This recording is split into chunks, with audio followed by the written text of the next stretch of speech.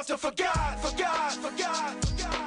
Years young, why after you fought over 15 years ago, your last fight, why are you coming back now? Listen, I just feel magnificent. I've been training. Someone gave me a proposition to come fight. I believe it was Bob Sapp. And at first I said, hey, forget that. I don't want to fight nobody. Then a light bulb went off in my head and said, bing. What kind of rules would he like to fight? And I said, would he box me? I'm the Marcus Queensberry. And then they called me, said yes. And then it went from him to someone else, and then from Shannon Briggs to someone else. And now I know I'm sitting here, I'm fighting Roy. And yes, you are fighting Roy, and he's the biggest name of all those names that you just mentioned. Roy, when you were offered this fight against Mike Tyson, what was your initial reaction? I mean, how can you say at a time when we're going through COVID, we got everything that everybody's faced with adversity right now. So while everybody's faced with adversity, you want to be a person who gives them something to look forward to, right? So when you get the biggest adversity to ever knock on your front door, to ring your phone, how can you say no? I dread even being in the ring at that time. I was fighting just for financial purposes and stuff. I was on a whole different. I was on drugs back then. I was a whole different person back then. You know, I have the desire to do this now and the will to do this now. And that guy that was in Washington D.C., he was just a ghost of me. He looked very good. I was very proud to see him be able to bounce back the way he did, because most guys at 54, they start to count themselves out. And you got to think about boxing. When I came along at 32 years old, you were considered an old guy. You couldn't box no more. Now to see Mike be able to hit the pads and hit the body bag the way he's doing it, I mean, it's phenomenal. It's crazy. But we're freaks. That's why this is such a big thing. We're two of the most explosive guys to ever touch a boxing ring. At 54, I got to watch him beat the mitts in the bag more rather than any other young guy right now, because it's so exciting. And at 51, I'm so fast that people are looking at it saying they got to be speeding this up. No, they're not. But when you got two legends like that, how can you not get right? He inspires me just by how hard he's working and how much he's preparing to get it back in the ring. And he's 3 years older than me. So if he can do it, why can't I? I know I'm smaller, but it's what it is. Knowing that you're fighting 8 rounds with the 12-ounce gloves, do you still prepare with that same intensity that you did back in the day? Do you still train with that same intensity that you did back in the day? Honestly, you have to be a fool not to. You go in the ring with one of the most dangerous men to ever grace the boxing ring. How could you go in there with 12-ounce gloves on, which is only 2 ounces bigger than what you normally fight in? You got on 12-ounce gloves, you know, with one of the hardest punches in boxing history, the youngest heavyweight champ of all time, and you're gonna not prepare to your utmost intensity? Are you crazy? It should be even better or higher than your last time or your most intense times were, because this is a bigger situation. Look at films of Roy when he's at his best, because that's the guy that I anticipate fighting. I anticipate fighting him at his best. And I'm in the best of shape. And yes, I boxed up to 7 rounds so far. And it keeps improving. And I'm boxing younger guys and hungry guys. And they're ensuring me that from the looks of things, I'm doing very well. So I'm looking really forward to this. And this is going to be something I look at this, we're going to also do this from a charity perspective. So many people are going to benefit from this fight besides the fighters. Like, I know you say that, you know, when you get ready for a fight, you go to a different place, a different person starts to come out. Do you feel like that person is starting to come out again? Absolutely. I can't even stay with my, the next 30 days, it'll be impossible for me to stay with my family. There's no way for them to live with me. They'll kick me out the house. So is this a one-off for you, Mike?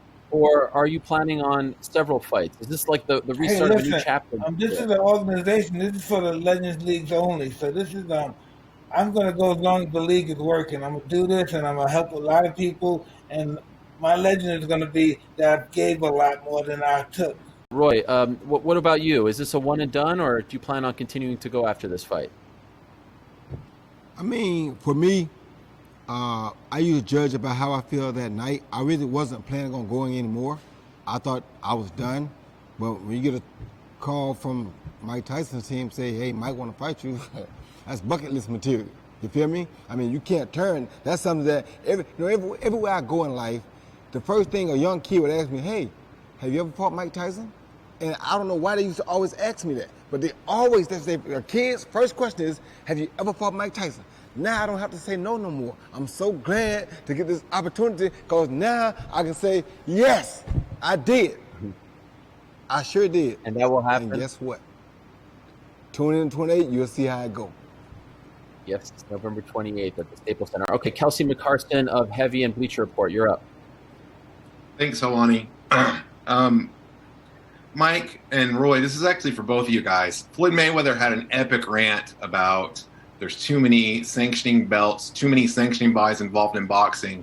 So I'm wondering why you two guys, two of the biggest stars in the sport, are involving the WBC in this, and so like why involve them at all, or any of the alphabet organizations? Why is that important? First of all, I don't give a damn what nobody say. It ain't got to do with me. I don't give a damn what none of them say. I do what I do. My business is my business. I don't care what he and nobody else say. This ain't got nothing to do with him. So he can stay over there in his lane, do what he do. Let me do what I do. Secondly, when I was fighting, I wasn't like them.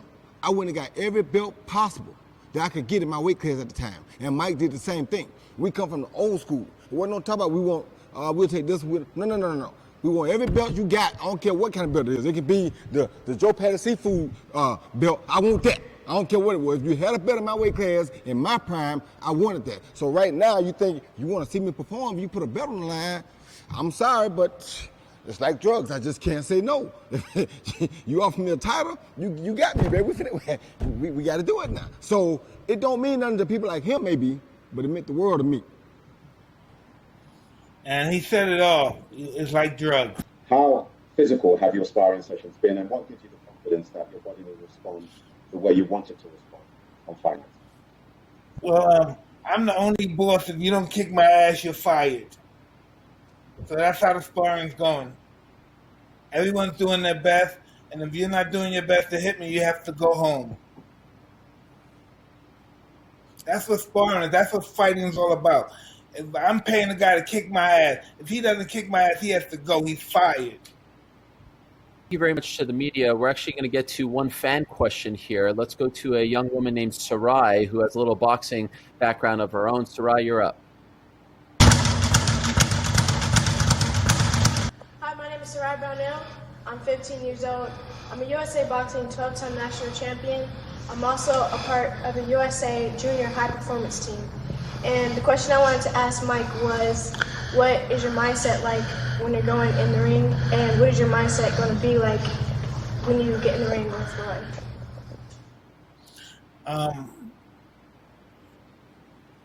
My mindset is totally bliss. This is something I've done all my life since I was 13 years old. I'm more evolved now than I've ever been. My objective is to go in there with the best intentions of my life to disable my opponent. And that's just what it is.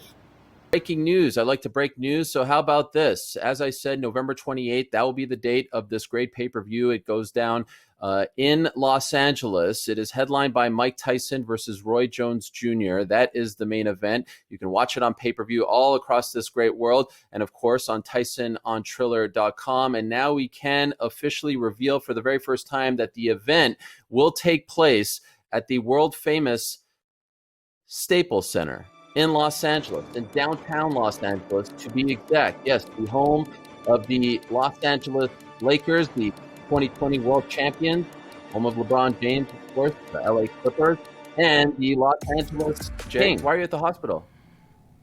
We were having a little morning practice, and my team was afraid that I was turning into Iron Man. I punched a hole through a car. Okay. Nate, what do you make of this? Are you worried that Jake isn't going to show up in a month? Nah, he has to show up, man. This is his duty too. Why have you decided to cross over into the world of boxing?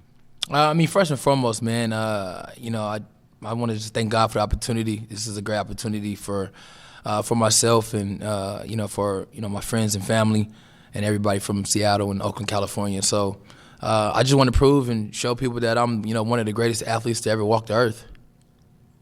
Can you describe for us what the difference is between being in football shape, in basketball shape, and in pro boxing shape? Oh man, honestly, man, it's a big difference. You know, boxing, it's a mental thing. You know, you do a lot of running. It's really physical. You know, basketball, football, it's a little bit of the same. But you know, for me, you know, shooting, jumpers, and tackling, and you know, guarding guys playing defense is a little bit different than actually getting in the ring, hitting the mitts, and you know, working on your conditioning and working on your mental aspect of the game. Were you familiar with him when you were offered this fight? I mean, his brother. You know, you see his brother on the Disney Channel. You know, Bro, you are dumb, making people laugh. You're dumb. Him You're dumb, on Disney doing all so much stuff, man. So I follow Jake's YouTube, of course. I mean, how can you not? I mean, listen, he's already interrupting the interview already. Bro, very you disrespectful. were the one that started this. Very You're the one that disrespectful. called me out. And You're the for one me, that it's called just me gonna out. be fun to see him November You're the one that 28th. started talking shit on Instagram. Oh my So God. of course you knew who I was. You were saying, "Oh, Jake's never fought a real athlete." Jake's And never I fought a real have athlete. am I lying? Shut- Have you? You haven't. Shut No, you haven't. up. You're fighting only Shut YouTube. You up. and your That brother doesn't only mean fight anything. YouTubers. That's it, bro. So you're gonna fight a real athlete And for who the have first you time fought? in your life. And who have you fought? You fought nobody. Don't worry, I ain't You fighting suck. nobody. I fight you. You- I'm gonna fight you. You I'm gonna suck, beat your man. ass. I'm gonna beat your You're ass boring and you suck. too. I know, man. Just come bring that same energy November You know 28th, you're boring. bro. You know you're Yeah, boring and I'm you know very you boring. suck. That's good. At least you know Very something. boring. And you sure as hell don't know how to box. You I sure don't. as hell don't know I how don't. to box. And so once you show me November 28th, bro. That's all you I'm gotta gonna do. show you. Thank you. That's you. what I'm gonna do, Nate. I'm gonna. That's do what that I'm for you. talking I'm gonna about. show There you. you go. There you go. You asked That a for boy. it. You That a asked boy. for it. I All right, did. Christmas. It's Christmas time, and I'm gonna give you everything you asked for because I'm Thank Santa you. Claus, baby. Appreciate Woo! it. Thank you, baby. Thank you for the question. Jake, by the way, are you a big NBA fan? Were you a fan of Nate's back in the day? Oh, I'm a huge fan. I'm Nate Robinson's #1 fan. I actually got one of his jerseys, and when I ordered it, there was only one left. So I can't believe I'm so lucky to get a Nate Robinson jersey.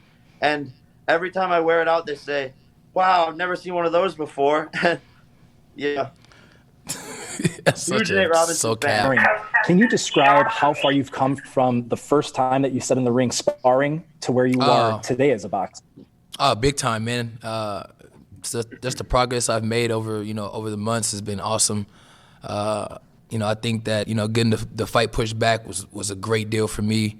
Learning It saved and your life, preparation didn't save anything, bro. Don't worry. But it was just more time to focus and get right. Honestly, and just really show people the hard work that I put into this. Come November 28th, it's gonna be a great show. Jake, I couldn't help but notice on Nate's Instagram a couple days ago, he said that you've grown up with a silver spoon in your mouth. You don't come from the mud like he come from. He doesn't even know if you know what that means. What's your response what that to is. that? Nate sounds like an idiot when he says that. His dad was in the NFL and his mom owns a beauty salon. My dad was a roofer. My mom was a nurse. We're from the mud, and he doesn't know shit. I work for everything I have. I'm a self-made millionaire. I'm a self-made millionaire at a young age, and I'd be mad too. I'd be mad too if I was Nate Robinson. But my daddy wasn't in the NFL. I didn't have rich parents. Yeah, my dad like Nate worked. Robinson. So when you say you came from the mud, you don't know shit about coming from the mud. All right, Jake, you're right. Thank You're you. right. Once again. You're right. At least you can You're admit right. to it. No, At least I'm you not can admitting admit to to that, it. bro. To be told by you guys. Badou, let me ask you. You have, one of the best records on this card. Boxing fans certainly know who you are. You're no stranger to big events. Were you familiar with Blake when you were offered this fight? And if not, what did you think when you were offered this fight? No, I'm definitely not familiar with it. Still, I'm not. And, it was supposed to be an exhibition at first. So, I was like, I wasn't really into exhibitions. Then they said, no, it's going to be a real fight. So I guess this is the guy they picked, and, it's just another day at the office. Blake, what do you make of him, of Badou, saying that he's still not familiar with you? This fight has obviously been official for quite some time. Still doesn't know who you are. Right. I think that they're definitely overlooking me. I think that they're not looking at me as any type of threat. They're looking at me as probably an easy payday or a walkover fight. And that's something that they definitely shouldn't have done. They're going to learn very quickly that picking me for this fight was the wrong decision. this is a moment and opportunity that I've been being prepared and prepped for my entire life, and I'm ready to seize the moment. Everybody that follows boxing knows that me beating Badou is going to, traject my career and my life in so many ways that I can't even fathom right now or even put into words. But, above everything, I'm just staying focused like I've always done throughout my entire career. I treat every single fight as if I'm getting ready for a world title fight. And knowing that when I show up on fight night, I'm going to showcase the skills that I need to leave victorious with my hands raised. Badou, just for you, you're 1-2-2 in your last 5. If you don't get the win, is this kind of do or die for you in your boxing career? If I don't get the win? Do you say that? Yeah. The last fight was not a loss. The last fight I got robbed, and the fight before that I got headbutted. So that was an injury. So it was kind of hard to fight. But no, I'm looking forward to this fight. This is for charity. This is for my foundation, the Badou Jack Foundation. So this is all the proceeds go to my foundation to help kids, all over the world, to give them a fighting chance in life. And I'm gonna win this fight and then on to the next one. Blake, I can't help but ask you this question. You hear Badou say that he doesn't know who you are and it's for his charity and all this stuff. What goes through your mind when you hear your opponent talking about you like this? Do you feel like it is disrespectful? People could take it as that. It's kind of comical to me. The fact that the number one rule in boxing in life is you should never underestimate anybody, because you never know what anybody's capable of doing, right? In the sport of boxing, you never want to look past the fight that's right in front of you. You should never underestimate any of your opponents, because, again, you have no idea their skill set or what they're capable of doing. What I can tell you and promise you is that Badou Jack has never faced or even shared the ring with a man of a caliber like myself. And the reason I say that is I'm a decorated combat vet. I've been this overseas. I've fought in war. I've served my country. I know what it feels like to look death straight in the eyes and to walk away and to survive. I've done it countless times. Staring at Badou Jack across the ring doesn't intimidate me in no way, shape, form, or fashion. I'm showing up, again, prepped for war and ready for battle, ready to showcase the skills that I need to leave victorious. And like I've done every single fight, I'm a man of positive affirmations, a man of God. I speak my greatness into existence. November 28th, I will go 14-0, and we're going to leave it at that. You heard what he just said. I couldn't help but see you smile there. What is your response to what he just said? I'm a quiet guy. I don't talk a lot of shit. We'll see fight night, but my team is telling me that he's been talking crazy. So I wonder who's overlooking who, and that I haven't been in the ring with somebody like that. That just, come on, man. I fought 8 world champions back to back. So this guy's a club level fighter. So hey, not to interrupt, but nobody's talking crazy, man. So, I understand that you share the ring with world champions, but this is a different caliber. This is a different caliber, he don't and a different deserve level, to man. be on this stage. We gave him an opportunity, so you should show a little respect. Hey, I definitely got respect for you, man. I commend you on what you've done in and outside of the ring in your career and in your life. The number one thing that we both share is that we're fathers. At the end of the day, I'm looking forward to sharing the ring with you, putting on one hell of a show. I'm showing up prepared to die in that ring, to do whatever I have to leave victorious. But at the end of the night, what's most important is that you and I both make it home safe to our families, man. So with that said, nobody's overlooking anybody on my side. We understand perfectly what we're getting involved in, getting ready to walk into. I just hope that you start doing your homework and you're prepared and doing the same thing. This guy actually... It's kind of funny. He reminds me of, what's the name of that guy that Mike Tyson fought? Peter McNeely. That's how he talks. Yes. But it's all good. It's a fight. What are you going to say? Yeah, I'm going to go in there and get my ass kicked? No. Of course. He got to believe in himself. And, this is the Hurt Business. Tune in to November 28th. Badou, let me ask you, between now and November 28th, will you watch a single second of footage of his previous fights? His team's already been watching footage of me. They've already been putting tabs on me. Oh, okay. Your response, Badou? Nah, I don't. I fought so many guys. I had 150 amateur fights. I fought so many great fighters. So, Yeah, I'm not really worried about him, but I respect any man that step in the ring with me. You and me both. Looking forward to sharing the ring with you, Badou, and I'll see you fight night, bro. Club level fighter. I mean, that's the ultimate disrespect there, Blake. Don't deserve to be on the card. I'm assuming this is firing you up. We're less than a month away. Hey, man, I'm over here smiling. It's humorous to me. You know, the fact that, again, he thinks that I'm a club-level fighter, it's okay. I understand, I'm 13-0. I'm, ranked top 16 in the country in my weight division. Badou needs to beat me in order to save his career. That's what they need. Even though he has had some very tough fights, he's fought numerous world champions. Again, I give him credit where credit is due. The guy has had a phenomenal career, but he hasn't technically won a fight in 3 years. Him and his team need me to be an easy walkover fight to, in a sense, save his career. I believe that Badou, correct me if I'm wrong, he turns 37 before we fight. In my opinion, looking at his age and his record and how long he's been fighting, Badou's in a sense on a downward trajectory in his career. I'm on an uphill, in my career, and I'm just looking forward to, after winning this fight, seeing where this excels me to.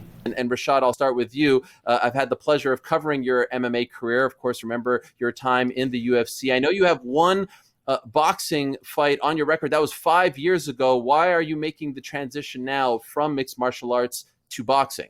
I just want to say thank you, man. Thanks for having me on the show. It's always a pleasure talking to you, Ariel. And thanks to Triller, thanks to Mike Tyson and Roy Jones Jr. for allowing me to be on the card with them. Boxing is something that I've always loved, man. I grew up watching Mike Tyson. I love Mike Tyson. It's not that I haven't fought in so long. I've always boxed, and if it was up to me, I would have more boxing matches, but I don't. But I'm not crossing over. I've been doing boxing. This is just so happened to be my first fight in boxing in a few years. Well, thanks for having me, Ariel. Let me get into this. It's gonna take a little while, but no, I've been boxing since I was 2 years old. I won my first national title at 11 years old. Continued to win more, so I ended up winning 8 national titles, representing Team GB, captained the England team, went to the Youth Olympics, European medalist, World Championship competitor twice. So yeah, I've had my fair share of boxing in my life, and meeting JJ KSI, as you refer to him, was a way of propelling me into public eye. But the work's been done behind the scenes for a long time. Viddal first. You signed to Floyd Mayweather and the Money Team last year, and my first kind of question is, how essential has it been being with fighters of that caliber, being with somebody like Floyd and Jeff Mayweather, and building upon your already amazing background? How essential has that been for you, working with a team of that caliber? That's been great. That's been literally what I needed. I don't feel out of place. The reason why I'm signed to is because I'm destined to go into the same place. Working with people who have that attitude and their ceiling is so high, it makes you want to fulfill those expectations. So working with Jeff, my new coach, Otis Pimpleton, these are people that have been around world champions, been around the highest level for a long time. So when I'm in the ring with them, when I'm training with them, I'm just soaking up all the knowledge that I've already had from the past, combining it, and you'll see how far it goes. Okay, awesome. And then for Rashad, you brought up how boxing was kind of your thing and how you have a background in that. Now, you mentioned how you haven't fought for a couple of years. Was it a bit of a surprise to you to get that call to fight on the undercard of a Mike Tyson, Roy Jones fight against somebody of, high stature and high caliber like Viddal is? No, man, it wasn't a surprise to me. Man, I'm blessed and I'm highly favored, man. So it didn't surprise me that a door was open on a card of this magnitude. But man, listen, I hear that he's been around for a long time, and he's, he knows boxing. He grew up boxing. I'm just grateful that they gave me the opportunity to even step in there on a card like this. And the truth of the matter is, the only reason why they're giving me the opportunity is because they think it's gonna be an easy fight. But I'm okay with that. And like I said, I do appreciate Viddal. I appreciate Mike Tyson and Roy Jones for even giving me the opportunity to display my skills on such a high magnitude card. Josh, thank you very much for the questions. Before we get to our next question, I just have to ask you, Viddal, do you agree with what Rashad just said? Do you feel like this is an easy fight for you? No, like I don't think any fight is easy. No, I don't think any fight is easy, but if they end up being easy, then that's just how it goes. You know, I prepare for a tough fight. I always prepare for the highest level of competition, opposition, but you know, that doesn't always happen. So I'm trying to repeat that process throughout my whole career, and I don't see why November 28th should be any different. As far as it goes, man, I don't really have to bring anybody in. People think that I haven't done boxing, but you got to understand, man, my very first sparring session ever in boxing was right in front of Derrick James and Ariel Spence Jr. I've been around EJ, I've been around Charlo, I've been around Maurice Hooker, I've been around so many boxers since 2014. I mean, I've sparred like Alex Clarkson, I sparred Adrian Taylor, I sparred Cam Awesome, who has like almost 400 amateur fights. So me seeing Viddal's credentials, it doesn't scare me because I've been in there with guys who have the same credentials, or no disrespect to him, or even greater credentials than he does. So I feel like I'm right at home, man. Viddal, I want to ask you, have you ever seen Rashad striking? Have you seen his MMA fights? Have you seen his lone boxing fight? And if so, what do you make of it? I saw a clip of one of his MMA fights when I heard I was going to fight him. But when I fight my opponents, I actually don't watch them until the week of the fight. I focus on myself. That's what I do. That's what I've been doing, and it works for me. I only watch the week because I just want to get a little gist of what could happen, what they could do. But I go in there with a blank page. It's easier to draw on a paper with space. And then, you know, Rashad, like, oh, go ahead. Go ahead, Cole. You kind of brought it up. Like, do you think you're being brought in here to lose because Viddal Riley signed to the Mayweather team, undefeated? He's kind of this highly touted prospect out of England. Like, is this a fight they think you're gonna get smoked in? Sheldon, what's up, man? What it do, man? No, it's not. But here's the thing: that's boxing. I mean, it's no secret to how boxing works. Boxing tries to build a fighter, so therefore they bring a fighter in that they feel as though is not up to the caliber of the person that they're trying to push, and they want you to lose. But in this aspect, it's not the same, man. Of course, they think that I'm just an MMA fighter. They think that I don't know boxing. They think that MMA fighters don't use their jet. All these things. To me, that doesn't matter. Like I said, I respect my opponent. I respect all my opponents as far as what they do, where they come from, and the hard work that they put in. But listen, man, I took a fight in the UFC, my debut, on 9 days' notice in front of 20,000 people. I fought on huge stages, you know, and I actually got moved up to the main card as I was going to the arena. I was supposed to be the first fight of the night.